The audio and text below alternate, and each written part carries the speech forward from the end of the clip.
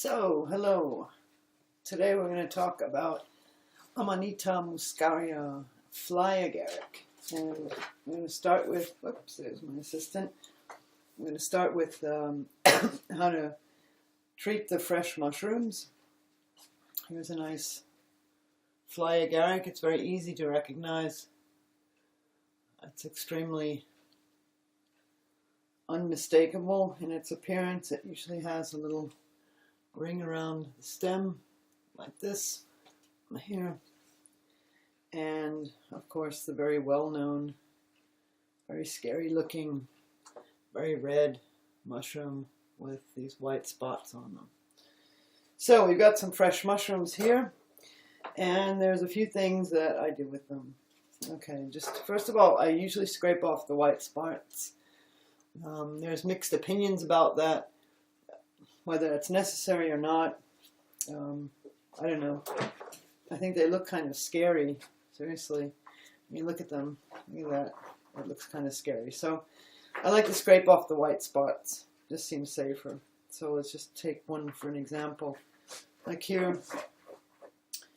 And you just kind of scrape it off. It goes off pretty easily. You can see it right here. And just scrape it off like that. Okay. So that's what I like to do, get that white stuff off there. Some say it's the most toxic part, followed by the red cap, followed by the white meat, and followed by the stem. I'm not sure how true that is, because other sites say it's not true. And yeah, but I like to scrape off the spots because they're kind of creepy. Anyway, so that's what I do, scrape off all the white spots. The next thing I do then is to, before we really get started, I should just mention that, you know, the chemicals in these mushrooms, and they are poisonous, can be absorbed through the skin. So if you're going to be working with them for a longer period of time, especially the fresh ones, it's probably a good idea to wear gloves so that you don't, after like an hour start feeling the effect. So some of the mushrooms I'll chop up and put them in the dryer, and I'll take the stems. The stems usually take the longest to dry, so I'll split them in half like this and put them in a food dryer like this, and just fill it up with dried mushroom bits. I dry it at about 50 degrees. Seems to work just fine. I've read that you shouldn't go over 70 degrees. I'm not an expert on this mushroom by any means, but I've kind of done a lot of research and tried different things, and I've put together what seems sensible to me and what's worked for me. So that's what we're going to talk about. I'm pretty careful with things like this. I find poisonous plants interesting because a lot of them have a great medicinal value, but obviously you have to respect the energy. So I think the poisonous of these plants is maybe exaggerated. So with the stem, what I'll do is I'll kind of peel it a little bit, or sometimes they'll just fall off. Some people don't use the stems. I do, and chop up that mushroom and stick it in the dryer. Get them clean. Okay, so I'm going to do that. The other thing that I do, if I have some mushrooms that are kind of mushy, like this one's already a little bit off, or here, this one, well, this one I probably won't use at all. Looks kind of gone. I'm just going to go ahead and throw that one out. But here's one that's, it's basically okay, but it's not looking really prime. It's already starting to go off. So a mushroom like that, if it's really off, I usually throw it away, even though some people use them. Apparently you don't have to do that. And then these guys, I'll get rid of the coating on the top, and chop them up a little bit smaller, in like 1 centimeter pieces. And I'll show you why. I need them this small. So it should look about like this. there you have it.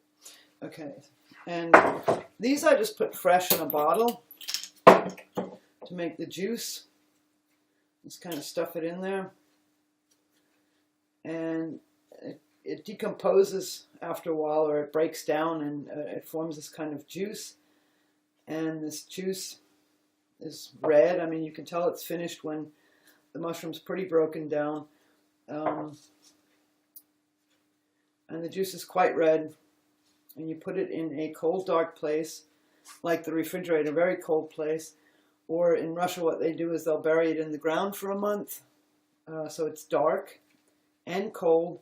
What you can do, if you don't have a dark place, but a cold place, you could just wrap it in tin foil so that it's protected from the light. And other than that, if it's cold enough, leave it outside or bury it. If it's not so cold, I just throw it in the refrigerator. That works just fine. And since the refrigerator light is off, when the refrigerator is closed, that's dark enough. If you want to be super careful, I guess you could probably wrap this in tin foil and then put it in the refrigerator. Although, I mean, who knows if the refrigerator light is really off when the refrigerator is closed, because you can't really see, can you? So I have a little refrigerator magnet that says, "Are you sure the light is off?"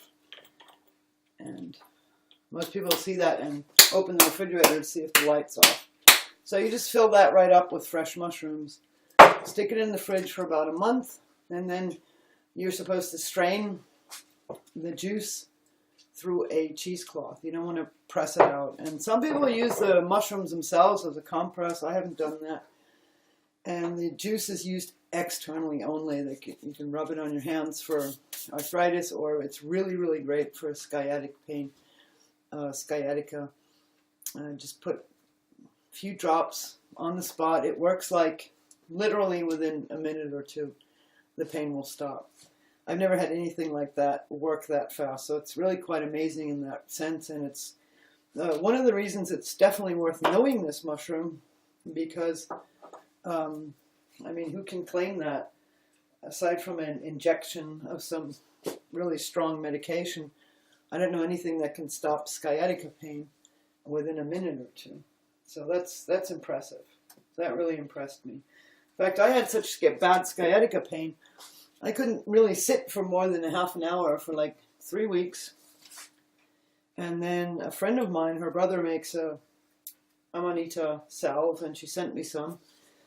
And I used it, and I didn't really think about it. And then after like 2 or 3 days, I realized, wow, my back doesn't hurt anymore. The pain is completely gone.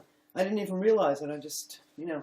So whenever it starts hurting a little bit, I'll put a tiny bit of the salve on, and it stops it immediately. It's absolutely fantastic. So now I'm going to chop some of these up and dry them, and then I'll stop the video for that time so you don't have to spend a half an hour watching me process all this, and then I'll be right back and we'll continue with the little Amanita muscaria information. Okay, so now I've finished cutting up all the fly agaric, and I'm going to put it in the food dryer. So I cut it up in nice big chunks. You don't want to cut them too small because they really do shrink. They contain a lot of water and they're super light. This is pretty heavy right now, but later when it's dry, it weighs almost nothing. You could have an amount of mushrooms like this and you'll have less than 100 grams of dried mushroom powder when it's all done. So later I'll show you what we do. I mean, you can dry it and just keep the big pieces like this. They say if you keep the fly agaric dried and keep it for a year, that it loses some of its toxicity, or a lot of it actually. So that might be something worth trying. Also, I've filled up the bottle here. You can see at the bottom, the lower part about to here has been in for about a week, and it was full. So it degrades, and it kind of turns more and more into liquid. So I think in another week or 2 or 3 weeks, it'll only be about this much meat in there, and the rest will be liquid. So you can see the red liquid there. That's what we want to create. And so you want to, hit it once in a while, make sure you get that air out of there, and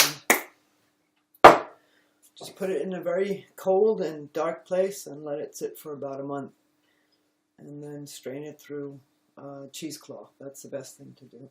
So we're going to let these dry. These will take about 2 days, tops 3, to dry. They need to be very crispy. And then we'll continue the video on how to make different things with it, how to, how to turn them into powder, how to make powder, how to make cells, how to make tincture.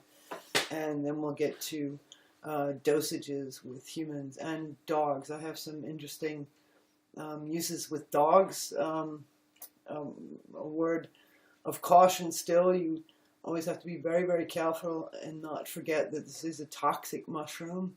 You don't want your animals eating it. You don't want to leave it lying around.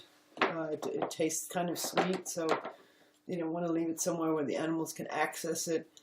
And with internal use, you have to be very, very careful. You always start with 1-drop doses of a tincture. And the juice you never use internally. And the mushroom powder, I guess you could take internally, but I would find it hard to dose with an animal, so I would go with the tincture. But externally, you can use it just fine. It'll also help a dog with some pain. And also, I have some ear oil that I make that's quite useful with dogs that have very strongly itching ears. That works quite well. And some other things. So we'll get to that. Now I'm going to put these in the dryer, and I'll see you back when everything's dried.